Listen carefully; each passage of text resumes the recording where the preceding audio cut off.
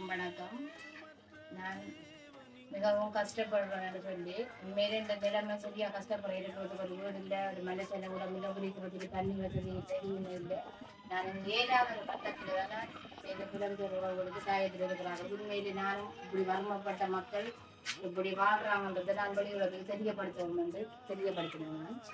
அது வார்த்தையால சொல்லி இல்லாத வெறும் சோத்துக்கு மிளகாய்த்துல போட்டு தான் நான் சாப்பிடுறேன்.